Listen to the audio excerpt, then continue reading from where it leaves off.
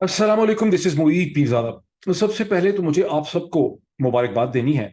आप सबको जो पूरी दुनिया में फैले हुए हैं, बहुत से पाकिस्तान में हैं, नॉर्थ अमेरिका में हैं, कनाडा में हैं, अमेरिका में हैं, यूनाइटेड स्टेट्स में हैं, लातीनी अमेरिका में हैं, बरतानिया में हैं, यूरोप के बहुत से ममालिक में हैं, मशरक़ वस्ती में हैं, नॉर्थ अफ्रीका के अंदर हैं। तो आप सबको मुझे एक दिली मुबारकबाद देनी है। और आप सबको अल्लाह की किस किस नेमत को आप झुटलाएंगे, वो मुबारक मुझे आपको देनी है उस इंतहाई तारीखी और इंतहाई जुर्रतमंदाना, the bold and historic decision जो इस्लामाबाद हाई कोर्ट ने किया इमरान खान के वकला की पिटिशन के ऊपर। शायद अभी तक आपको पता ना चल सका हो, ये इतना बड़ा तारीखी फैसला है कि आने वाली जनरेशन जो हैं वो हैरान होकर ये सवाल पूछेंगी कि इतने नामुसाइद, इतने मुश्किल किस्म के हालात के अंदर अगर जज साहिबान ने और एक अदालत ने इतना बोल्ड डिसीजन किया है, तो कैसे कर लिया उन्होंने ये डिसीजन। और ये वो डिसीजन वो है जहां इस्लामाबाद हाई कोर्ट के एक डिविजनल बेंच ने, 2 मेंबर बेंच ने ये फैसला किया है इमरान खान की पिटिशंस पे कि इमरान खान को एक प्रेयर मैट, चाहे नमाज दिया जाए, उनको अंग्रेजी जुबान का एक कुरान करीम का नुस्खा दिया जाए, और उनको उनके खानदान और वकला से मिलने की इजाजत होनी चाहिए। कम से कम ये मैं कोई भी चीज अपने से नहीं निकाल रहा, ये डॉन अखबार में इसी तरह से छपा है कि इमरान खान को प्रेयर मैट यानी जाय नमाज दिया जाए, उन्हें इंग्लिश का एक कुरान का नुस्खा दिया जाए, जिससे पता चलता है कि इमरान खान उर्दू के, अगर मेरा ख्याल हो सकता है उनको जो कुरान का नुस्खा ऐसे दिया हो जिसमें तर्जमा हो ही ना। और तीसरा ये कि उनकी फैमिली और वकला को उनसे मिलने की इजाजत हो। इसकी एडिशनल डिटेल्स ये हैं कि जज साहिबान ने ये भी ऑब्जर्व किया अपने कमेंट्स में कि कोई प्रिजन रूल्स ऐसे नहीं हैं जो हफ्ते में एक से ज्यादा मुलाकात की इजाजत ना देते हों, और अगर वकला और खानदान चाहे कि एक से ज्यादा दफा इमरान खान से उनको मिलने की इजाजत हो, तो ऐसी इजाजत जो है उनको होनी चाहिए। अब आपके जहन में सवाल पैदा होगा कि इमरान खान की बेसिक प्रेयर और पिटिशन थी क्या। तो इमरान खान की कम से कम 2 किस्म की पिटिशन थी। एक वो पिटिशन थी जिसमें ये इस्तदा की गई थी कि चूंकि उनका असल फैसला जो सेशन जज ने लिखा था उसमें उन्हें अटक जेल में नहीं बल्कि अडियाला की रावलपिंडी के जेल में रखना था। जहन में रखिए, चूंकि इस्लामाबाद में कोई सेंट्रल जेल नहीं है, जब भी इस्लामाबाद की कोई अदालत आपको सजा देती है, जैसे आपने इससे पहले बहुत दफा देखा, जैसे डॉक्टर शहबाज गिल का केस था, तो उसे आप अडियाला जेल में मुंतकिल करते हैं। ये वही जेल है जहां कभी जुल्फिकार अली भुट्टो को भी रखा गया, और भी पाकिस्तान के बहुत से सियासी लीडरान जो हैं उन्होंने अडियाला जेल को इज्जत बख्शी। लेकिन इमरान खान को अडियाला जेल में नहीं रखा गया, बावजूद इसके कि सेशन कोर्ट का फैसला था। पिटिशन उनकी ये थी कि मुझे अटक की जेल से, जहां एक नियर डेथ सेल में उनको रखा गया है, काल कोठरी है जहां सजाए मौत के मुजरमों को, उस तरह की कोठरी है क्योंकि उसको लीगली डेथ सेल नहीं कहा जा सकता, तो वहां से उनको अडियाला जेल मुंतखब किया जाए। ये एक पिटिशन थी। दूसरी पिटिशन ये थी कि ये जो फैसला उनके खिलाफ आया है, जो सेशन जज ने किया है, इसे सस्पेंड किया जाए, उनको रिहाई दी जाए। एक फैसला जो है, और दोनों के ऊपर अब जो रिटन डिसीजन आया है, जो रिटन डिसीजन आ जाना चाहिए था फ्राइडे को, लेकिन फ्राइडे को नहीं आया, इस सैटरडे को रिटन डिसीजन आया। और उस रिटन डिसीजन के अंदर ये भी है कि जो डिस्ट्रिक्ट ऑफिस है इलेक्शन कमीशन ऑफ पाकिस्तान का, उससे तमाम डिटेल्स मांग ली गई हैं कि जो डिसीजन आया है ऑन 5 अगस्त 2023, उसकी तफसीलात जो हैं वो इस्लामाबाद हाई कोर्ट को दी जाए। मुझे वैसे जज साहिबान से बहुत हमदर्दी है। मुझे पूरा यकीन है कि उन्होंने अगर जुम्मे के दिन ये डिसीजन नहीं किया और एक रात उन्होंने मजीद इस पे ली, तो उनकी पूरी कोशिश होती कि दूसरे शहर के लोगों से उन्होंने इस्तदा की होगी, इल्तजा की होगी कि खुदारा हमें कोई ऐसा डिसीजन कम से कम करने दें कि अदालत अदालत लगे, कुछ तो लगे कि हम हाई कोर्ट हैं, कुछ हमारी पावर्स हैं। लेकिन दूसरे शहर वाले लोग भी इतने जालिम हैं और उनकी इतनी मजबूरियां हैं कि उन्होंने उनको कोई डिसीजन जो है वो नहीं लिखने दिया होगा। वो एक चार्ल्स डिकन का नॉवल हुआ करता था, if I am not incorrectly referring to it, जिसका नाम था अ टेल ऑफ टू सिटीज। उसमें जो टेल ऑफ टू सिटीज थी, उसमें एक लंदन था और एक पेरिस था। दोनों तारीखी शहर थे, दोनों का जो आपस में एक कल्चरल इमोशनल रिलेशनशिप है, वो इनकलाब फ्रांस के हवाले से वो कहानी थी। लेकिन एक दो शहर और भी हैं जो पाकिस्तान की तारीख के हवाले से कोई अगर किताब लिखेगा, तो वो टेल ऑफ टू सिटीज में एक इस्लामाबाद है, दूसरा पिंडी। इन दोनों शहरों का जो यूनिक ताल्लुक है, और ये दुनिया में कहीं पे भी नहीं हुआ, ये ऐसा ताल्लुक कहीं है ही नहीं, ये एक बहुत ही जबरदस्त इंटरेस्टिंग रिलेशनशिप है कि एक शहर को जिंदा रखने के लिए, एक शहर की ताकत को बरकरार रखने के लिए एक दूसरा शहर जो है वो बसाया गया है, अरबों रुपए की, अरबों की डॉलर्स का खर्चा करके। और उसको कहा यह गया कि हिंदुस्तान का खतरा था कि कराची शहर के ऊपर क्योंकि जंग हो गई तो हिंदुस्तान कब्जा कर लेगा समंदर की साइड से, इसलिए एक दूसरा शहर एक बड़ी महफूज जगह पे बनाया गया। अब चूंकि हमने वो मछली खा ली है, جس مچھلی کھانے کے بعد ہمیں چیزیں سمجھ آنے لگ گئی ہیں، تو اب سمجھ یہ آتی ہے بنیادی طور پہ کہ ہندوستان کا خطرہ نہ ہی تھا، نہ کوئی محفوظ شہر بنانے کی بات تھی. اصل میں یہ تھا کہ پنڈی کے قریب ایک دوسرا شہر رکھنا تھا، دارالخلافہ بنانا تھا، تاکہ اس دارالخلافے کے اوپر جو ہے وہ مکمل کنٹرول رکھا جا سکے. اور آپ کو پتا ہے کہ 1958 کے مارشل لا اور ملٹری انٹرونشن کے بعد یہ خیال جو ہے یہ پنپنے لگا، اور پھر 60s کے اندر اسلام آباد کی ڈاک بیل جو ہے وہ ڈالی گئی. تو آئی ایم شیور کہ جج صاحبان نے آرگیومنٹ تو بہت کیا ہوگا کہ خدا را ہمیں کوئی ایسا ڈیسیجن کرنے دیجئے جو ڈیسیجن عدالت کا لگے، لیکن ان کو اجازت مل نہیں سکی ہوگی. گزشتہ 24 گھنٹے میں ایک اور بھی قانونی فیصلہ ہوا ہے. پیمرا کی طرف سے ایک نوٹیفیکیشن ایشو کیا گیا ہے جس میں اس ناچیز کا نام بھی ہے، جہاں ہمیں ایبسکونڈر، پروکلیمڈ اوفینڈر اور پتہ نہیں کیا کچھ جو ہے وہ ڈکلیئر کر دیا گیا ہے. اور اس ڈیسیشن کو میں اس کی تفصیلات پہ آتا ہوں، جس میں شاہین سپاہی صاحب بھی ہیں، صابر شاکر صاحب بھی ہیں، وجاہت سعید بھی ہیں، اور بھی بہت سے لوگ ہیں لندن میں بیٹھے ہوئے. کینیڈا کے حیدر مہدی صاحب بھی ہیں لندن میں بیٹھے ہوئے، میجر ریٹائرڈ عادل راجہ بھی اس کے اندر ہیں، اور بھی بہت سے لوگ اس کے اندر ہیں. کرنل اکبر حسین کا بھی اس کے اندر نام ہے. اس کی سگنیفیکنس کیا ہے وہ بھی میں آپ کو ایکسپلین کرتا ہوں، لیکن پہلے اس چیز کو میں تھوڑا سا نپیٹ لوں.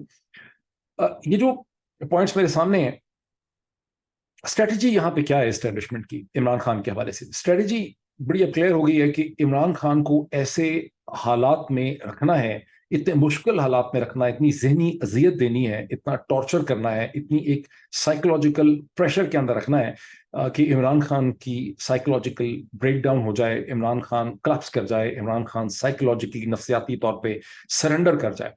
اور کچھ ایسی کانٹیکٹس بھی یہاں پہ ہوتے رہے ہیں مختلف جگہوں پہ، جہاں بار بار یہ کہا گیا کہ نہیں، ہم عمران خان کو گرفتار بھی نہیں کریں گے، ہم سے بات کی جائے، ہم عمران خان کو جو ہے ڈسکوالیفائی بھی نہیں کریں گے. لیکن جس طرح سے اسٹیبلشمنٹ کا ایک مائنڈ فریم ہمارے سامنے آیا ہے کہ وہ پہلے ایک چیز کر گزرتے ہیں، یعنی پہلے کسی کو مار ڈالیں، پھر کہیں کہ چلے ہم دفن کرنے کی اجازت دے دیتے ہیں، پہلے کسی کا سر پھاڑ دیں، پھر کہیں چلے ہم آپ کو میڈیکل ایڈ یا مرہم پٹی کی اجازت دیتے تھے. تو یہاں پر بھی یہ ہے کہ اب عمران خان کو بند کر کے بھی ان کا یہ خیال ہوگا کہ ہم ایک نئی ٹرمز اینڈ کنڈیشن پہ عمران خان اور تحریک انصاف کے ساتھ نیگوسیشنز کریں. اور جو یہ اسٹریٹجی آپ کے سامنے آئی ہے، جس میں گرفتاری تو ہوئی 5 اگست کو، اور اب آپ جا کے دیکھتے ہیں کہ 12 اگست کے دن میں یہ آرڈر جس کا میں نے ذکر کیا، جو اسلام آباد ہائی کورٹ کی اور دنیا کی تاریخ کا ایک انوکھا آرڈر ہے، بہت ہی جرت مندانہ آرڈر ہے، ماشاءاللہ اس پہ جتنا آپ اس کی تعریف کریں کم ہے. تو یہ آرڈر نکلا ہے تقریباً 7-8 دن کی لیگل کاروائی کے بعد یہ آرڈر آپ کے سامنے آئے. اس سے آپ کو پتہ چلتا ہے کہ مقصد یہاں پر یہ ہے کہ چیزوں کو ڈیلے کیا جائے، لٹکایا جائے، لوگوں کو، عمران خان کے وکلا کو ڈس اپوائنٹ کیا جائے، ڈپریس کیا جائے، ڈی مورلائز کیا جائے، اور دنیا کو اور عمران خان کے سارے سپورٹ بیس کو سب کو یہ باور کروایا جائے کہ عمران خان تمام اب ختم ہو چکے ہیں. اب عمران خان زندگی کی بھیک تو مانگ سکتا ہے، لیکن عمران خان کی سیاست کو ختم کرنے کا ہم نے تمام تر فیصلہ کر لیا. یہ بیسکلی اسٹریٹجی کو نئی اسٹریٹجی نہیں ہے. تاریخ میں جب بھی ظلم کے دور آئے ہیں، تاریخ دور آئے ہیں، وہاں کوشش یہی ہوتی ہے کہ انسان کی جو ہوپ ہے، اس کی جو اسپرٹ ہے، اس کو کچل دیا جائے. ہر ڈکٹیٹر نے، خواہ وہ رومن امپائر ہو یا پرشین امپائر ہو یا آٹومن امپائر ہو یا نیرو ہو، اس نے کوشش یہی کی ہے کہ انسان کی جو اسپرٹ ہے، اس کی جو ہوپ ہے، اسے کچل دیا جائے. اور اسی ٹائم میں جب یہ ڈیلے کیا گیا، آپ نے دیکھا کہ تقریباً 10 سے زیادہ کیسز کے اندر عمران خان کی جو بیل ہے، جہاں پہ وہ آپ کو پتا ہے ہر ہفتے میں مختلف عدالتوں میں پیش ہوتے تھے اپنی ضمانت کو بڑھانے کے لیے، کبھی سبسٹینٹیو ڈسکشن کیسز میں نہیں ہوئی. ایسے کیسز جب پاکستان میں بن جاتے ہیں تو وہ مہینوں مہینوں چلتے رہتے ہیں، بس بیل ہوتی رہتی ہے، کبھی بھی اس پہ کوئی سبسٹینٹیو ڈیسیجن نہیں ہوتا. جب پولیٹیکل رجیم بدل جاتا ہے 4-5-6-7 سال کے بعد، تو پھر ان کیسز کے اندر آپ کے کیسز جو ہیں ان کو داخل دفتر کر دیا جاتا ہے. تو حالانکہ کہ عمران خان جیل میں پڑے ہیں، انہیں کسی عدالت، نیب کی عدالت ہو یا سیشن کورٹ ہو یا ہائی کورٹ ہو، اس کے سامنے پیش کرنا پنجاب کی حکومت اور پولیس کی ذمہ داری ہے. لیکن ہر عدالت کو چونکہ حکم آیا ہے، انہوں نے یہ کہہ کے کہ عمران خان پیش نہیں ہوئے، پیش کیسے ہو میں آپ کو بتا رہا ہوں، لیکن ان کی بیل کینسل کر دی گئی. اس کی اسٹریٹجی کیا ہے؟ اسٹریٹجی یہ ہے کہ اگر کل کو انہیں اسلام آباد ہائی کورٹ کے اندر ایک انٹرا کورٹ اپیل کی شکل میں، کہ وقت ضائع کرنے کے بعد یہی بینچ ان کو اس کیس کے اندر کہتا ہے کہ سیشن جج کا جو فیصلہ تھا اس کو سسپینڈ کر دیا جاتا ہے، تو اس وقت عمران خان فوری طور پر کئی اور کیسز میں گرفتار ہو چکے ہوں گے. مطلب یہ ہے کہ عمران خان کو کئی مہینوں کے لیے اب آپ نے جیل میں ہی رکھنا ہے، تاکہ دنیا ان کو دیکھ نہ سکے، ان کی بات نہ سن سکے. وہ جو دنیا کے میڈیا سے، پاکستان کے ویلاگر سے اور لوگوں سے کبھی کبھی بات کر لیتے تھے یا یوٹیوب کے اوپر آ کے اپنا میسج ریکارڈ کرواتے تھے، اس امکان کو ختم کر دیا گیا. یعنی جو ساری اسٹرگل ہو رہی ہے وہ انفارمیشن کے خلاف ہو رہی ہے، ٹروتھ کے خلاف ہو رہی ہے، ہوپ کے خلاف ہو رہی ہے. یہیں آ کے فٹ ہوتا ہے وہ پیمرا کا نوٹیفیکیشن، جس میں اس ناچیز کا بھی نام ہے اور بھی صحافیوں کے اور لوگوں کے جو کامنٹس کرتے ہیں، پولیٹیکل کامنٹیٹر کا اس میں نام ہے. لیکن اس سے بھی پہلے میں دوسری چیز کہہ لوں جس کا مجھے سب سے زیادہ خطرہ ہے. باوجود اس کے کہ عمران خان کے وکلا بار بار دہرا رہے ہیں، گردان کر رہے ہیں کہ ہمیں گھر سے کھانا عمران خان کو لانے دیجیے، یا پی ٹی آئی کی جو فیلڈ ٹیمز ایگزسٹ کرتی ہیں اٹک شہر میں وہ کھانا پرووائڈ کریں گی، عمران خان کو باہر سے کھانا لانے کی اجازت نہیں مل رہی. اب چونکہ پاکستان کے اندر انٹلیکچوئل ڈیفیسٹ کی بڑی شدید کمی ہے، سوچنے سمجھنے کے لیے یہ ملک بنا ہی نہیں تھا کبھی بھی، آئی ایم سوری ٹو سے، اس لیے ابھی تک لوگوں کے ذہن مرکوز نہیں ہو رہے کہ اصل وجہ اس کی کیا ہو سکتی ہے. میرے ذہن میں بار بار گھنٹی بج رہی ہے کہ کیا وجہ ہے کہ اتنی التجا کرنے کے باوجود عمران خان کی جو فوڈ سپلائی ہے، جو ایٹنگ ہے، یعنی جس کے جسم کے اندر جانے کا جو راستہ ہے باہر سے کسی چیز کا، عمران خان سائیکولوجیکلی کولیپس شاید نہ کرے، ہی از اے اسٹرانگ مین، وہ ان تمام تکالیف میں کھڑا رہے، یہ کوائٹ پاسبل ہے، کیونکہ بہت اس کو ٹارچر کیا جا رہا ہے ذہنی طور پہ. لیکن اگر اس کے جسم کے اندر کوئی کیمیکل فوڈ کے ذریعے داخل کیے جائیں، کیمیکل صرف آپ کو فوری طور پہ مارنے کے لیے نہیں ہوتے، سلو پوائزننگ بھی ایک پرانا کانسیپٹ ہو گیا ہے. آپ میں سے بہت سے لوگ ڈاکٹرز ہیں، جس آدمی سے میں بات کرتا ہوں وہ کہتا ہے میں انٹرنل میڈیسن میں ہوں، ہاسپٹالسٹ ہوں. بہت سے لوگ فارماکولوجسٹ ہیں جن کا فارمیسی کے ساتھ تعلق ہے. بہرحال in any case Hare doctor جو ہے اس کو ڈرگ ڈسپینسیشن پتا ہے، اس میں سائیکالوجسٹ، سائیکائٹرسٹ بھی ہیں. اور آپ میں سے اکثر لوگ یہ جانتے ہیں کہ 100 کے قریب ایسی مختلف ڈرگز ہیں جس کے ذریعے کسی کو ذہنی، اگر اس کو وہ بار بار تھوڑی تھوڑی مقدار میں اس کے جسم کے اندر ایسی میڈیسنز داخل کی جائیں، کیمیکل انٹروڈیوس کیے جائیں جو ٹیسٹ لیس ہوں، جو کلر لیس ہوں، تو آپ اس کو ذہنی ہیجان کا شکار کر سکتے ہیں، اس کو ڈپریشن کا شکار کر سکتے ہیں، اس کے مسکولیچر کو ڈسٹروائے کر سکتے ہیں، اس کی سوچنے سمجھنے کی صلاحیتیں ختم کر سکتے ہیں.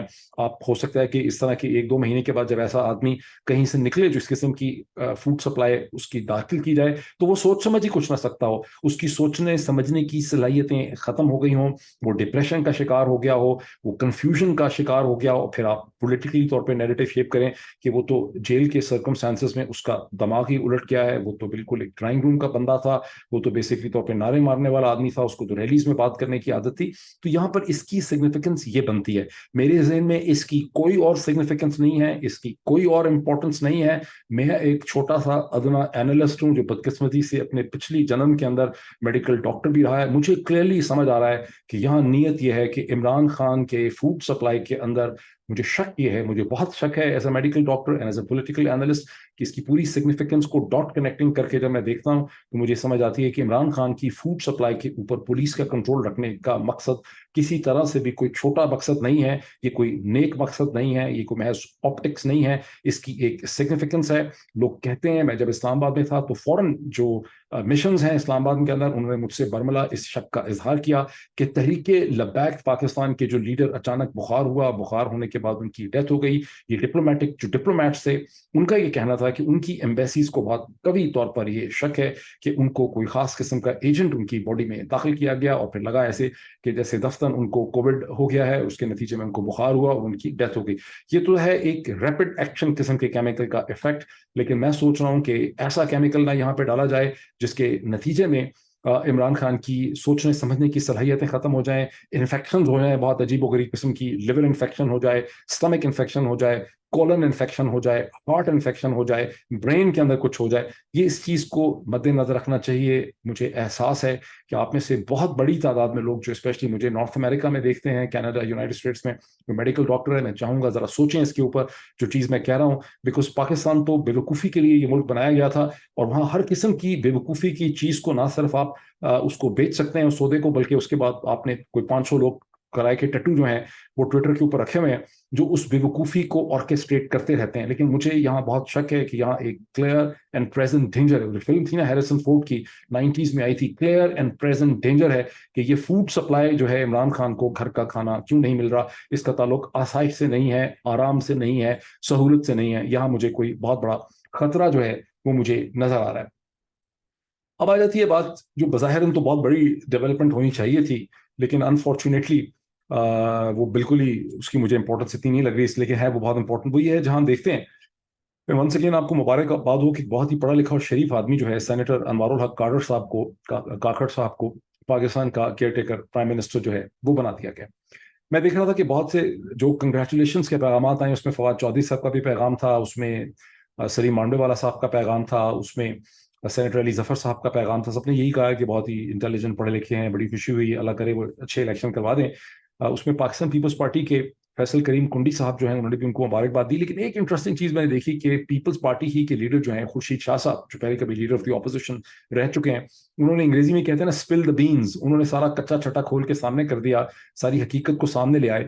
انہوں نے کہا کہ یہ نام کہاں سے آیا ہے، ہم نے جو 5 نام دیے تھے اس میں تو سینیٹر کاکڑ کا نام نہیں تھا. جو پیپلز پارٹی نے نام دیے ویسے وہ بھی بڑے انٹرسٹنگ تھے. اس میں جلیل عباس جیلانی صاحب کا تو نام تھا ہی، جو ایکس فارن سیکرٹری ہیں، ایکس امبیسڈر رہ چکے ہیں امریکہ کے اندر، ایکس امبیسڈر رہے ہیں یورپین یونین کے، ان کا نام تھا. اس کے علاوہ محمد مالک کا بھی انہوں نے کہا کہ نام تھا. یہ محمد مالک جرنلسٹ ہیں. افضل خان صاحب کا انہوں نے نام کہا. یہ دونوں افضل خان اور محمد مالک جرنلسٹ ہیں، یہ کوئی سیاستدان ہے مجھے نہیں پتا. بہرحال انہوں نے کہا کہ یہ کاکڑ صاحب کا نام پتہ نہیں کہاں سے آئے. دوسری طرف سورسز ہمیں بتاتے ہیں کہ پی ایم ایل این جو ہے وہاں پہ نواز شریف صاحب بہت چاہتے تھے کہ اسحاق ڈار صاحب کو انٹرم پرائم منسٹر بنایا جائے. وہاں پہ اگر اسحاق ڈار صاحب پہ ایگریمنٹ نہ ہوتا، پرمیشن نہ ہوتی اسٹیبلشمنٹ کی، تو پھر وہاں پہ شاہد خاقان عباسی صاحب کا بھی نام تھا وہاں پر، اور پھر حفیظ شیخ صاحب کا بھی وہاں پہ نام تھا اس کے حوالے سے. لیکن اب کوشچن یہ پیدا ہوتا ہے کہ جلیل عباس جیلانی صاحب جو کہ ساری عمر سول سرونٹ رہے ہیں، بہت ہی رسپانسبل اور کیئرفل شخصیت ہیں، وہ ایکسیپٹیبل نہیں ہے. شاہد خاقان عباسی صاحب بہت ہی ماڈریٹ وائس، وہ ایکسیپٹیبل نہیں ہے. چلیں ڈار صاحب تو اوورٹلی پولیٹیکل تھے، وہ ایکسیپٹیڈ نہیں ہے.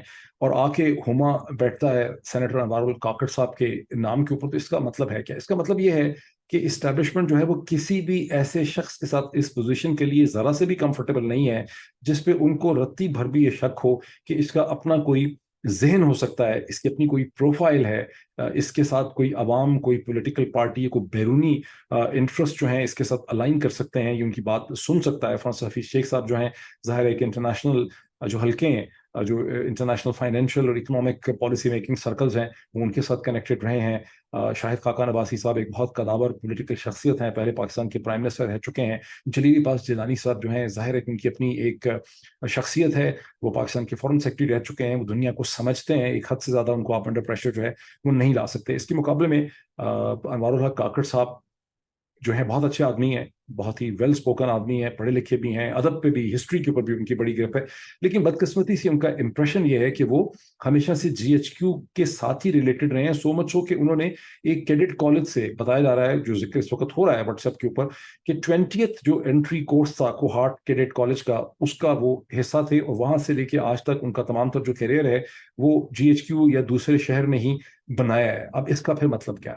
اس کا مطلب یہ ہے کہ یہ جو کیئر ٹیکر سیٹ اپ ہوگا، جس کی ایسا سارے فیصلے میں نے آپ کو ایکسپلین کیا کہ اس کا ڈی ایم جی، پولیس کی سبھی ظاہر اسٹیبلشمنٹ کے کنٹرول میں ہوتے ہیں، لیکن اس نے اب کوئی اہم فیصلے کرنے ہیں، مشکل فیصلے کرنے ہوں گے اس کیئر ٹیکر سیٹ اپ نے. اکثر لوگ اب کنونس ہو چکے ہیں کہ ان کو، حالانکہ میں تو بہت مہینے پہلے کہہ رہا تھا، لیکن اب لوگ کنونس ہو چکے ہیں کہ ان کو نومبر میں بھی، اکتوبر تو دور کی بات ہے، ان کو اب نومبر 2023 میں بھی انتخابات ہوتے نظر نہیں آ رہے.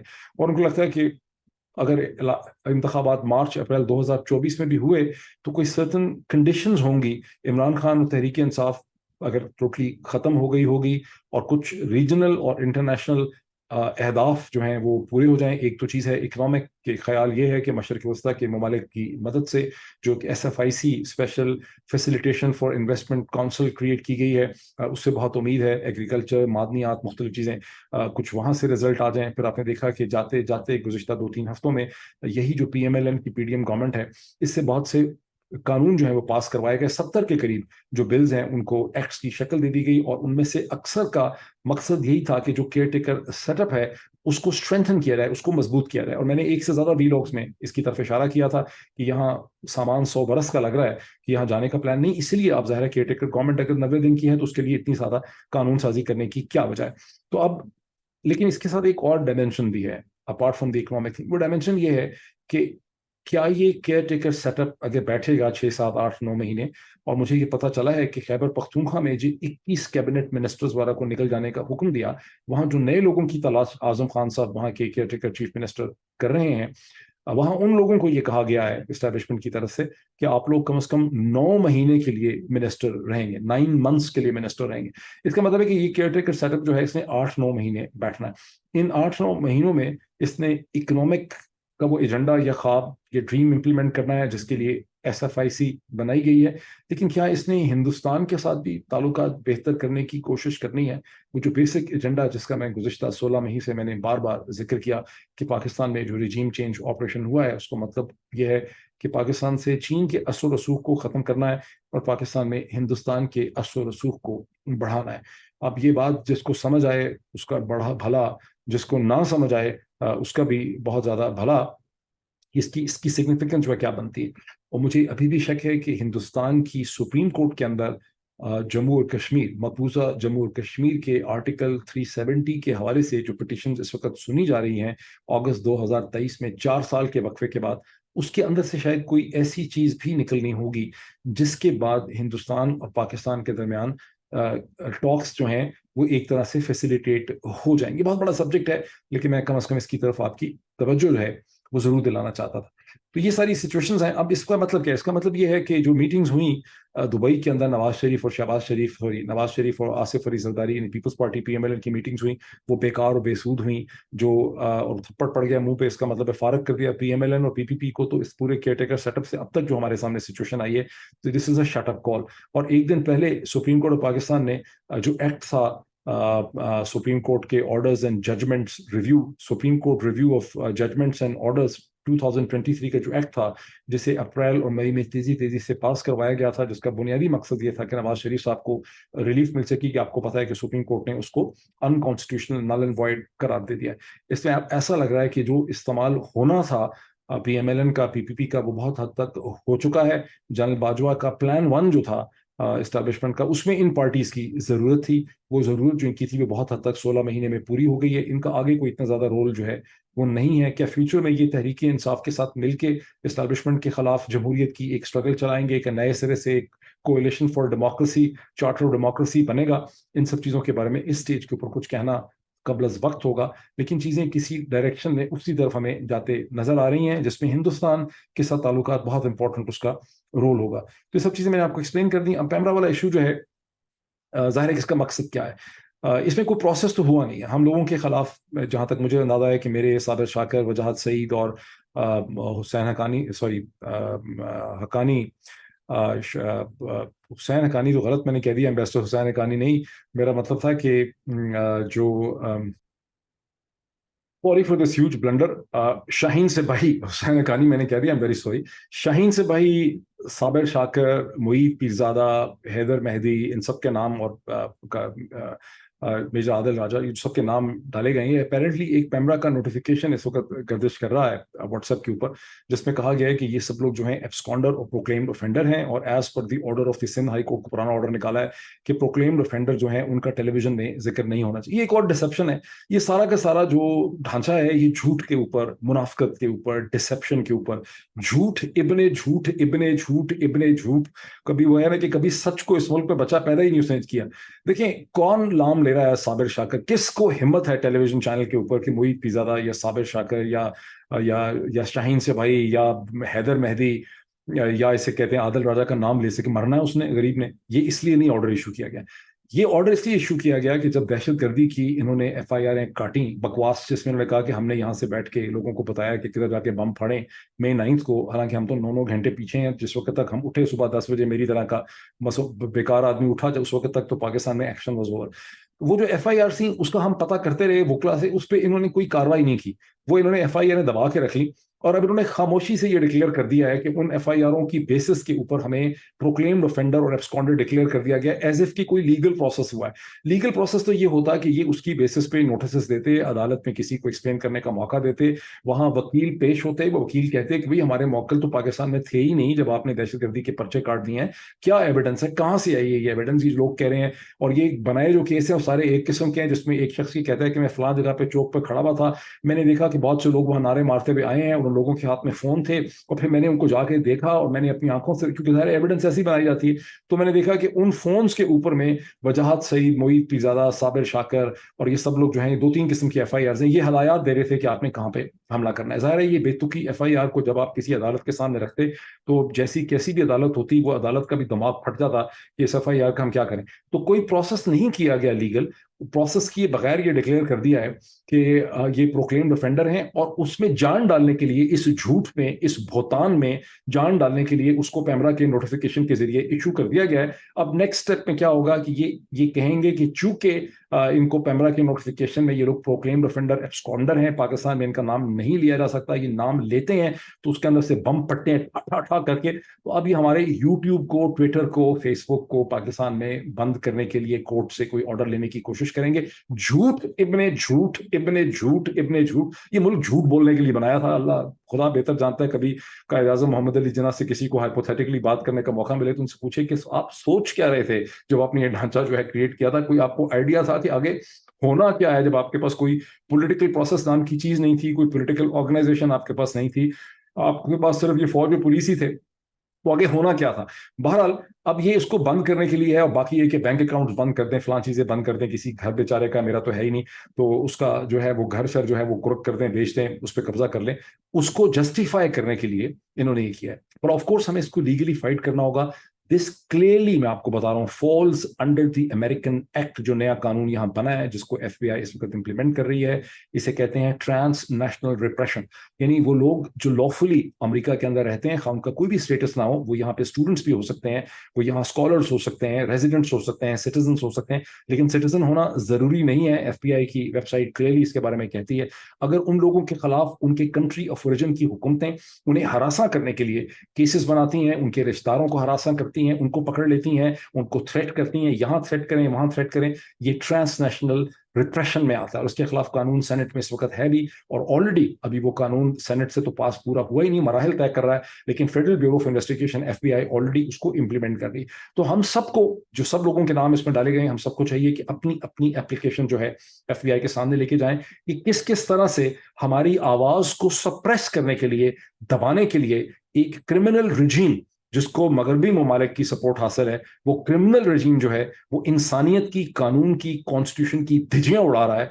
और ये अभी लोगों को समझ नहीं आ रहा कि जब आप इस किस्म के क्रिमिनल रजीम्स को, जैसे जब नाजी जर्मनी को इनकरेज किया गया, जब नाजी जर्मनी पूरे यूरोप को खाता जा रहा था, चेकोस्लोवाकिया, बाकी क्या क्या उन्होंने किया, उस वक्त तक अमेरिका और ब्रिटेन जो है वो सिर्फ और सिर्फ खामोश तमाशाई थे।